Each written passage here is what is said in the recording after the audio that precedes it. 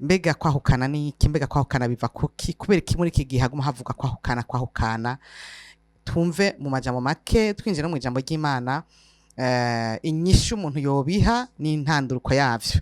Mu majambo make jewe ndavyitegereje nkunda kubivuga kenshi. Kwahukana kenshi biva kuri ukuntu abantu bubaka batazi umushinge wa urugo mu bisanzwe. Nta mashariyeri hari, nta urugo ntiwinjira usohoka. Urugo ni ikintu cy'ubuzima bwose. Urugo ni ikintu avi novuga ngo ntuzopfa usubiye inyuma, ni imbere gusa, uzokwama uje imbere iminsi yose. Rero kandi nababwiye ko mu ntango nko nababwiye mu itanguriro 2, mu ntango Imana niyo yaremye urugo. Rero kwera ko ariyo yaremye biraryohera shetani gose kurusambura. Rero utifatanije niyo Mana biragoye gose kuba kugo rugo, kandi ukifatananya nayo akaramata. Nuvuga ngo ukagumana nayo, ukabana nayo, hamukayisenga cyane kugira ngo igucungire urugo. Novuga gute, ibashoboze kwihanganirana ko muri abantu babiri bavuye kure na kure, barerewe ahantu hadahuye, bari mu micungara idahuye, bamwe ntibasangiye n'intara babamwo, bamwe ntibasangiye n'ibihugu, bamwe ntibakuriye hamwe. Nuvuga ngo n'abantu babiri b'ubwoko bubiri budasa, batazi nanye kumenyana, mugabo bahujwe n'ikintu kimwe gusa, urugo, mariage. Rero nashaka ndababwire abantu bose bako ritegura mariage canke bari muri go mariage, Imana iranka divorce. Nuvuga ngo winje muri mariage wamuzi neza yuko divorce ari cyo kintu cyambere kitazoshoboka. Ko benshi bari baza ngo ndashobora kubivamwo, ndashobora kubivamwo, niyananira nivyanka nziviramwo. Imana iranka divorce n'umutima wawe yose. Kadusoma ijambo ry'Imana muri Malaki 2, ndamaze kuhasoma kenshi kandi agomba kibe icitegererezo canyu kwijambo ry'Imana. Imana iranka divorce birayibabaza kuko uri kusambura umugambi wayo wo mwitanguriro. Reka dusome Malaki 2 umurongo wa 13 aravuga ngo kuko nanka ivyo kwahukana niko Uhoraho Imana y'Abisirayeli avuze. Nanka n'utwikira umwambaro wiwe umuryano, niko Uhoraho nyene ingabo avuze. Nuko rero mwirinde mu mitima yanyu ntimuhemukiranire. Haleluya. Iri ni jambo ry'Imana. Nukuvuga ngo ni ikintu kibi cyane gose kibabaza Imana, gisesema Imana. Divorce, kwahukana birababaza Imana. Rero nimba ugomba guhimbana Imana, kwa wifuza kuzoja mu ijuru kindi gihe, kwa wifuza kuzobona Imana mbona nkubone, wirinde ico kintu. Hakugira mariage kugira uzo divorce fu mubiheba, wirefume yugumira gutyo nyene umeze, mugabo ureke kugira mariage zikuzogira divorce. Rero nagerageje kwegeranya ibituma mbona numvirije abantu benshi bahura bampamagara ivyo bavuga. Icambere na mbere mpora mbona bituma abantu bahukana ni kubakira ku binyoma, kutabwizanya ukuri kuva mu kimenyana. Bafiance canke abamaze kubaka, ushobora kuba uyu munsi uri mu rugo hari ivyo wahishije umugabo wawe utamubwiye. Hari umuntu ngeze kubona yanditse muri commentaire ngo uri sure ko umugabo wamubwiye ngo ibintu byose mbere ko mugira mariage. Je nabwiye ko nagize mariage ntarakizwa, mugabo muri innocence yanje ko nari nkiri muto, nta nakimwe ntamubwiye ko nta buzima nawe bwagire bwo hanze, nta manyanga nawe bwagire, kuko Imana yangiriye ubuntu. Nagize mariage nkiri muto, nta mucafu nawe bwajemwo, nta bagabo twari bwakundane. Nagize mariage nkiri muto, nivuga gute, nari mu bebe mu mutwe. Rero nivyo navyo vyarangoye iyo ntagira Imana ngacemenya Kristo nkizwe, kuko kugira mariage ndaza kubivuga navyone uri muri immaturité, uri mu buto, uri mu bujuje, ukiri umwana ni bibi cyane. Rero ndasaba umuntu wese agiye kubaka canke uzokubaka canke wamaze kubaka, ntukagire mariage umugabo wawe mudafashe umenye kuganira ngo amenye ubuzima bwawe, amenye uwuri, amenye ingeso, amenye umuryango yinjiyemo, nawe umenye umuryango winjiyemo. Kuko naguhe nk'akarorero, urashaka kugira mariage umugabo azi ngo murabatunzi agasanga murabakene, ntamenye ko mutufaranga muzoronka hariho agaparti muzoza muraha umuryango wawe, cyangwa ugasanga mu muryango wawe hariho umuntu agwaye, ufise nk'umuvyeyi agwaye mubwiza kuzamuza murafasha, cyangwa ugasanga uragwaye ingwara kandi ingwara mbi, cyangwa urafise nayo toba mbi yandukira mezo si ugasanga ni ingwara isaba imiti myinshi kandi zimvye. Ugasanga par exemple umugabo wawe mugize mariage uri ngumba, ugasanga par exemple urageze kugwara ikintu kera igitereko cyawe baragikuyemo par exemple, canke naho ugwaye ingwara ituma utazovyara ko hari igihe ugwara ingwara bakabimenya n'abaganga yuko bakabikubwira ati wewe burya iyi ngwara urwaye izotuma utazosubira kuvyara wewe umugabo wawe akagira mariage n'umugore atazopfa vyaye umwaka wa mbere akihangana umwaka wa kabiri akihangana umwaka wa gatatu umwaka wa kane gwacu usanga birasa kubera iki reka dusubire mu ijambo ry'Imana mu migani igice ca 20 imigani igice ca 20 umurongo wa 17 haravuga ngo umurongo wa 17 haravuga ngo indya z'ibinyoma ziraryohera umuntu ngo ariko hanyuma zikamuhindukira urucekeri mu kanwa iyo uri kurarondera nuvuga ngo ubeshe hari ikintu ubeshe uramubeshe iguguma mariage ikirori tugire mariage nanje babone ko nagize mariage birababaje kubona abantu bifuza ko abantu bose babona ko yagize mariage ushire kuri statut kumbura twebwe ngira ngo mariage ntiyadushuhisha cyane kubera nta statut zabaho nta WhatsApp mugabo ubu umukobwa wese cyangwa umuhungu wese avuga ati nanje bambone ko nagize mariage ariko nagomba kubwira ngo kugira mariage kwawe kuyigira ni kimwe kuyibamwo kuyimererwamo neza nawe n'ikindi kintu rero kumubesha wo mubesha mugabo inkurikizi bavuze ngo n'urucekere mu kanwa urashobora kubesha mukabana n'uwo mugabo mwiza nawe ukanezerwa abantu bose bakora ko agize mariage mugabo hagati yamyo hariho nuvuga ngo fondation y'ugo rugo hariho ikinyoma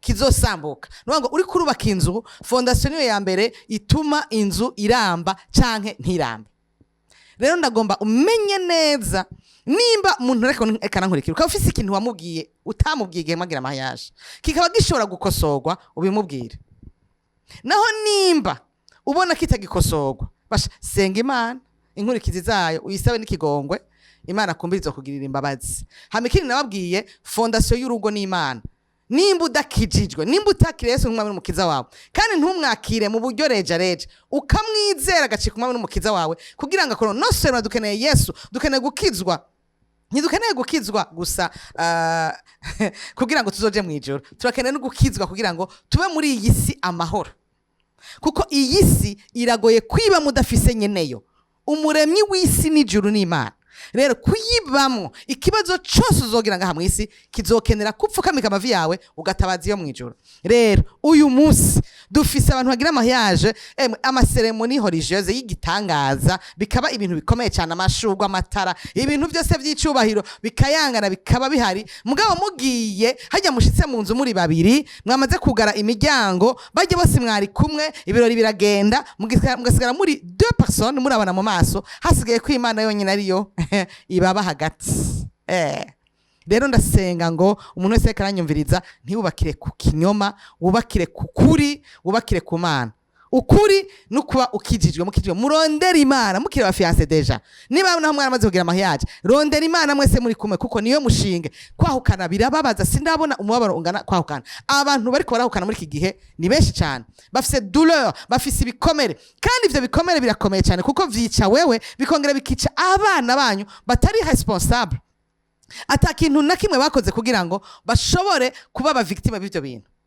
abo bana bazocika babandi habe babacike n'abaganga iseri n'abicanyi kandi nabo nta rugo bazogira ko nakarorero baronse haleluya Imana itubabarire cyane gose ica kabiri ikibazo c'ubutunzi mu rugo ugasanga muri mwebwe babiri hariho ubusesagura ubutunzi mu bitagira ikimazi aho kubaka urugo ariko ajana ubutunzi mu bitagira akamaro kandi yari amafaranga y'urugo gusesagura abagabo bagiriza abagore ngo barasesagura amafaranga mugana n'abagabo nabo barasesagura amafaranga bose nyene ugasanga hari umwasesagura hari wajana mu nzoga hari wajana mu kabare hari wajana mu bagore hari wajana mu mpuzu nziza mu bitagira ikimazi ugasanga aho kugira priorite urugo rwawe no kugubaka uriko urasesagura utunzi ndakwinginze ni muri kuranyumviriza uri ufise iyo ngeso yo gusesagura ingorane abantu usanga ngo nkene kumera nkanaka naka yaguze umudugu umeze gutya nanje ndawugura reka kurabira ku bandi kuko wewe uri unique nta wundi numwe musa ujya ntuzimya imisi yamazi ariko arondera ujya muduga canke arondera iryanzo wewe ntuzi imisi yamazi ntuzi niya kura mahera ntuzi origine y'ubutunzi bwiwe rero reka kwigana abandi reka kugerageza gusa n'abandi wewe uri umwe kwisi kandi yugowe ubuzi shugaburira abana uhangayika wenyene nta wundi muntu muri kumwe ikindi abagenzi babi reka dusome mu Bikorinto ba mbere igice ca 15 umurongo wa 33 haravuga ngo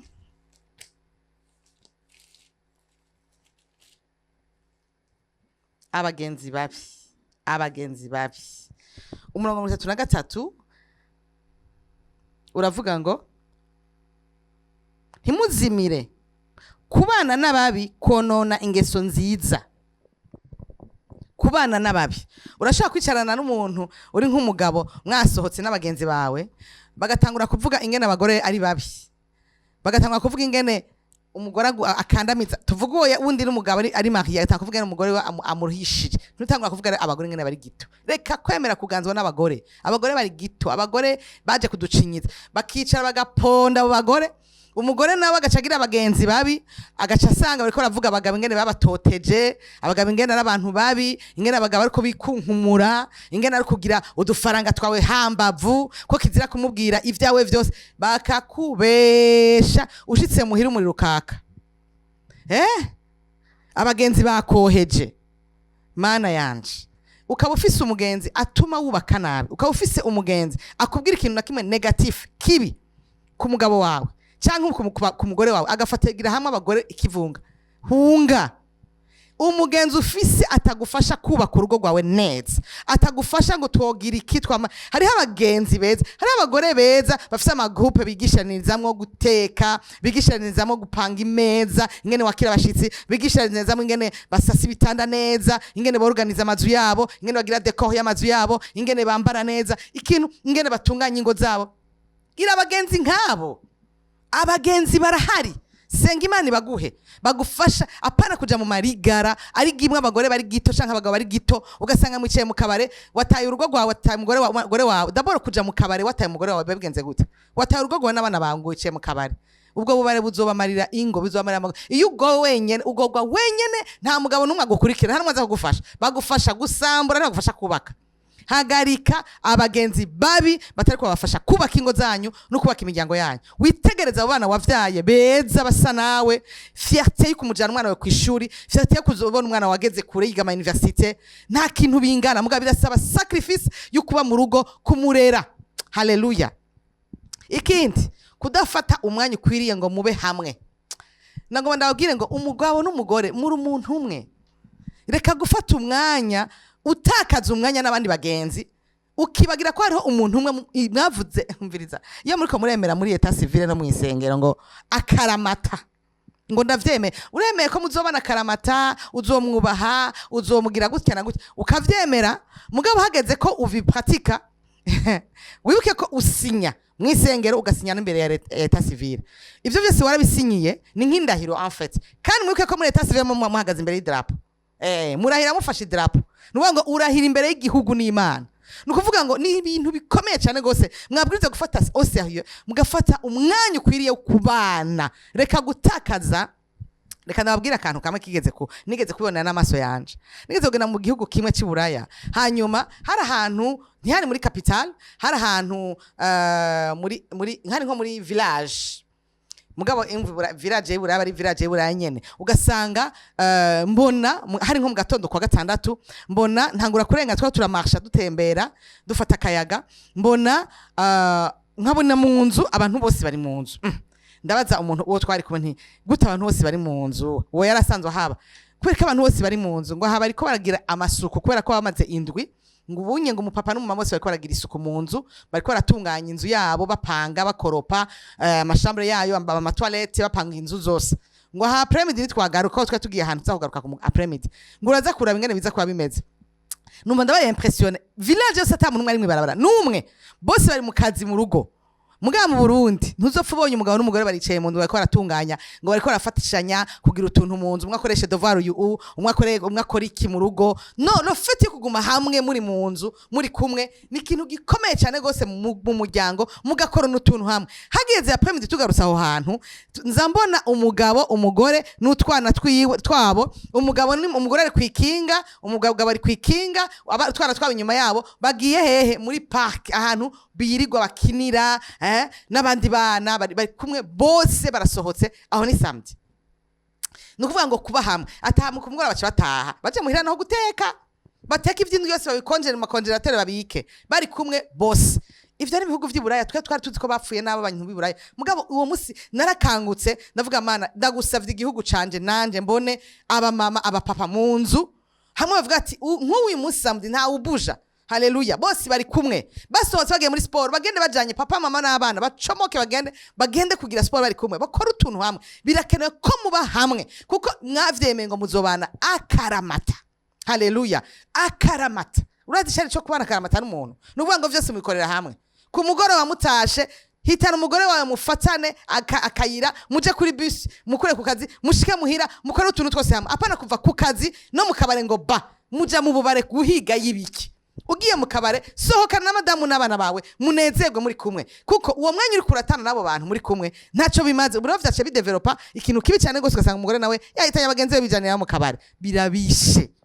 Hagarika ivyo bintu muri iki gihugu c'u Burundi, Imana idutabare. Hagarika ivyo bintu aho muri hose mukora nkurikirana sinzi ko ari mu Burundi canke ari mu kibindi bihugu sinzi hariho mugabo hagarika bana n'umugore wawe n'abana bawe gira umwanya wo kubana hamwe. Haleluya. Kuri uwo mwanya mwongereko gusenga Imana imisi yose ku mugoroba. Menyereza abana banyu gupfukamira Imana, musenge mwongere musengera ubumwe bwanyu, muhamagara Imana. Mana utube hafi udushoboze kubaka urugo turera abana neza, abana bacu bakuru bizina ryawe kandi uduhe kubana akaramata dushishikare gukundana ugumusuka urukundo hagati yacu. Ikindi kuba utigeze uronka inyigisho n'impanuro mu muryango mwavuyemo. Nagomba kubwiye ko muri iki gihugu hari kibazo. Abana baragenda kugira mariage abavyateze babwira ikintu ntumenye umwana ukamusohora utigeze ufata umwanya wo kumuganiriza umubwira uti yamara mwana ha birakomeye. Umupapa agafata umuhungu bakaganira akamubwira ati mwana wanje ibintu birakomeye ibintu nivyoroshe bizogenda gutya na gutya uzoshikirwa nibi rero witegure uzogire gutya na gutya wihangane ntukubitireho ntushavurireho. Haleluya. Ati igihe bikugoye umbwire ngene no gufasha uzenda guhanure. Ngo kubaho umuvyeyi umumama nk'akarorero atigeze gisha umwana wiwe guteka gukubura gukoropa ingene afata umutware wiwe ingene atunganya urugo ivyo mu rugo ndazi ko mubizi mugabo ntuberereze uronka impanuro. Kera bavuga ngo ni bari nasenga babigisha sinzi gituma bavuga ni bari nasenga nora inasenga y'umuntu wabizi kurusha mama wiwe mugabo no fiske kubimenya. Kera omwe hari abaseyase yo kumwigisha ariko ubujesi nibaze ko babigisha bagira ngo ico bita ngo bright shower je ne sais pas sinzi ivyo bababwira aho hantu mugabo impanuro hawe no muvyeyi wawe ukimufise ntizikuva mu mutwe no mu bwenge. Fata umwanya mwabavyeyi imwe twigisha abana bacu tubategure naho yo bataragira mariage azoteba yigira umusigurire ingene urugo rumeze ko rugizwe no kwihangana rugizwe n'Imana rugizwe no kuvugana ukuri rugizwe na vyinshi ukamucira ku mayange. Haleluya. Ikindi kutamenya inshingano ziyo uroye ukaba uba winjiye mu bihe bikomeye cyane gose kandi utazi iyo uja niyuva. Reka dusebe mu Migani 19 umurongo wa 2 nkuko mubizi ko yandi umuvuga butumwa byose ndabivugira mu ijambo ry'Imana kuko nta handi hantu no bikura. Imigani 12 19 plutôt umurongo wa 2 haravuga ngo ikindi si vyiza ko mu mutima utagira ubwenge kandi ugenda yihutagiza ahusha inzira. Nagomba ndababwire mwabakobwa namwe mwabahungu mugende kuya mariage gihuti muriko mwihutira iki kuko mariage ni le reste de ta vie. Nta ropeshaje baho nta ropeshaje baho nta deuxième chance baho ugenda definitivement. Rero birasabwa ko wewe uri kuranyumviriza umenya ko kizira kwihuta. Reka kumenya none umuntu uyu munsi ejo ngo mariage uri kurihuta ngo ugiye kugira mariage utazi yuko yuroye ari ubuzima bwawe bwose wangajije. Fata umwanya wo kuganira n'uwo muntu, fata umwanya wo kuvugana nawe, fata umwanya wo kunonosora, fata umwanya wo kuvugana ukuri, fata umwanya wo kugendana nawe iminsi uraba neza inyifato ni gutashavura nibiki bimushavuza mbegi wabo ni gute abahehe donc mukamenyana mukiha iminsi yo kumenyana pana kwihutagiza. Ikindi kumenyerana gushika aho urukundo ruhera rwose hagati yanyu kubera kutamenya source y'urukundo mu rugo ko ari Imana. Ndashaka mvuge ngaho icyo bita urukundo. Ndashaka mvuge icyo bita urukundo muri mariage. Ni mu Bikorinto ba mbere igice kivuga urukundo, Abikorinto ba mbere igice cya 13 ku murongo wa 4. Urukundo rurihangana.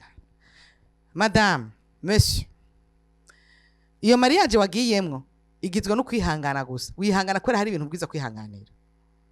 Urukundo uyo mugabo wawe mugize mariage utegerezwa kwiga kumwihanganira muri byose. Madame, kumwihanganira muri byose.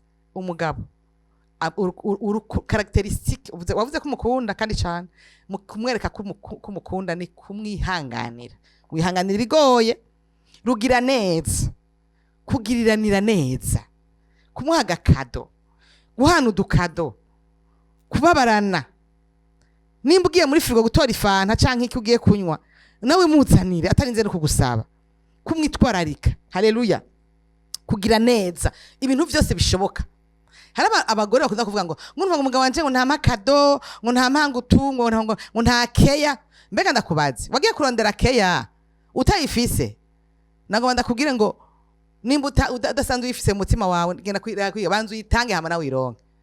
Uwo mushinga nawe wawe nawo ngakeneye ngo ko kumwitaho ngo umubembereze, nawe nabanza kubembereza. Ico utanga nico uronka, ico biba nico wimbura. Rero ndifuza ko mumenya ko ari magiriranire. Ikintu cyose uri kurabiba mu buzima bwawe nico uronka.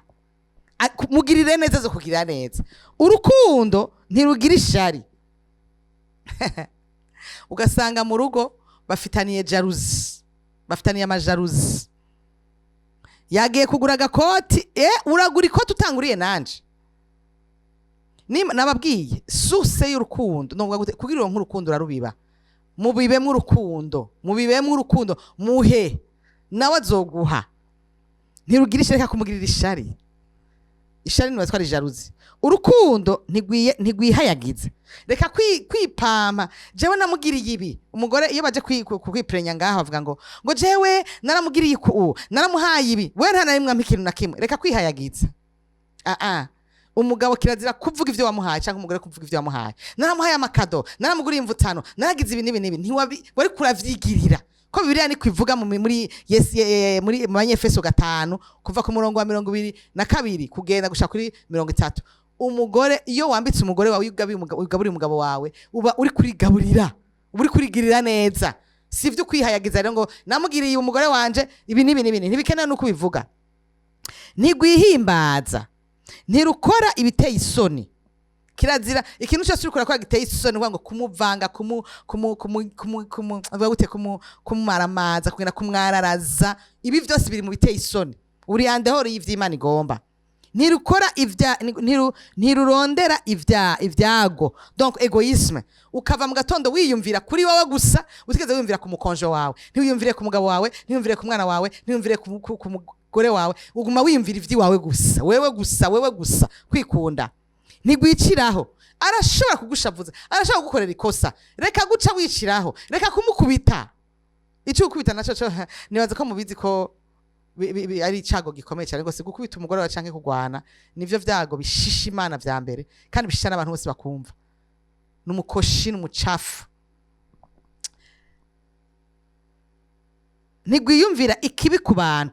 Wicaye mu gatondo gatangura kwiyumvira canke mu ijoro kana kwiyumvira ngo uyu mugore aramvanga. Uri kurabirema mu mutima, uri kurabirema. Ureka kwiyumvira ikibi, gira umutima nk'umwana, kuko Imana ni kwiyumvira ku kibi na kimwe. Haleluya. Ntirunezerwa ukugabitanya kw'abandi.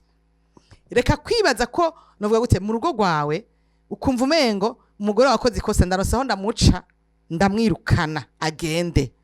Nuvuga ngo wa muri kuriyumvira imigabo y'ikumufuta no kumwirukana, uguma wiyumvira ikibi kuri we. Mbe ntiyofuma apfa nkirongorera ubundi. Ico ni icago. Ariko runezerwa n'ukuri, rurenza ko muri byose, rwizera byose, rwizigira byose, rwihanganira byose. Rero hagiye muri ko murasinya ngo nzogukunda ubuzima bwanje bwose, uze umenya ko uriko uriya nuvuga ubwambitswe umugozi mwizosi. Imana ibigusaba kugira urwo rukundo kandi ngo rugo ruzobashoboza. Uru rero bararusengera, ukabwira Imana gumuruguha. Nukuvuga ngo udasavye Imana urukundo ntuzoruronka. Birasabwa ko urusaba Imana régulièrement, novuga gute ururondera. Kandi mugafatana amaboko mukarusengera. Ico nico dutaniye ko n'abapagani. Warakijijwe, mukijwe mwese. Fatana amaboko mubwira Imana ibaha urukundo rwo kwihanganira aya makarakteristika yose Imana yabahe. Ibashoboze gukundana atakivange. Haleluya. Ikindi mpora mbona gituma ingo zisambura kenshi n'abantu muzana mu ngo zanyu. Hari abantu usanga inzu zabo zimwe nk'abantu 200. N'abana batagira aho baryama. Ivyo ndamaze kuvyigisha kenshi. Urashaka gutanga indaro mugabo ntiwime umwana wawe haryama kuko adushakura yanka abantu. Novuga gute indaro ni nziza cyane gose. Mugabo kumwestara kaba ngaho navyo ni kibazo. Kandi ashobora gutwara ikibanza cy'abana bawe. Ashaka gutwara novuga ikibanza cyaho muba. Aho umwana abaho abayeho nabi. Cyangwa ugasanga winjije mu nzu umuntu azovyora abana bawe. Ko ndamaze kubona izoka ugasanga umuntu yinjije mu rugo umuhungu afite utwana tw'udukobwa tukuyabaga ugasanga utwo twana twarabaye violent ntiwigeze ubimenya kuko uyo muntu amuviye amugira ati ubivuze ntakwica. Ndamaze kubibona umwana agakura afise igikomere ca viol ubuzima bwe bwose kandi bazanywe na mwebwe mu rugo rwabo. Urashaka guhindara abantu mugabo uraba ko protege abana bawe, uraba ko abana baguwe neza. Cyangwa ukazana umukobwa mu rugo aje kugutwara umugabo mushiki muri umuna w'umugore wawe, umuntu wa mbere atanguye akubonye agatangura kurondera kwifuza umugabo wawe canke wowe bakamwifuza. Nuvuga ngo element étrange. Ndakunda kubona igicapo c'inkoko. Inkoko iyivyaye utwana. D'abord inkoko ifise amagi iba indani mu cari ikama icunza ayo magi ntagira igikorako. Amababa yayashanje. Imaze kuberagura imiswi yamira impande yazicunze mugabo abana b'abantu. Cyane cyane abana b'Imana. Ntibazi abana babingene babayeho, ntibazi biri muri bo, ntibazi yumvire kwitwararika kwirya nkoko. Inkoko iguma itunye icunze umuswi ugurutse unawukoze kwiza kudoma kandi iza avec beaucoup de virilité. Izishavuye cyane ku buryo no kwikwica yo kwica. Inkoko kazi n'inyoni ntiwegera cyane. Mugabo abantu Imana yaremye inzu zabo zibamwe ibikoko, zibamwe abantu batazi n'ingeso zabo, ugasanga abana barapfuye, imiryango yarapfuye kubera bitewe nuko mwazanye ngo abantu ngo kwera ngo mu Burundi niko bimeze. Rero sino bivuga bise ngo ndabiheze, utu n'uturero tumwe nagenda kwega ku bantu nzi ingorane zabashikiye bariko barasambura ingo, ariko nifuza wewe urafise ivyawe mugabo urufunguruzo rukomeye ni guteramira urugo rwanyu. Ni kubakira ku rukundo, ni kubwizanya ukuri, ni kuba nuvuga uti kumenya ko security yawe no kubaho neza kwawe mwisi nuko urugo rwawe rwagubatse neza. Imana mwije bampezagirire.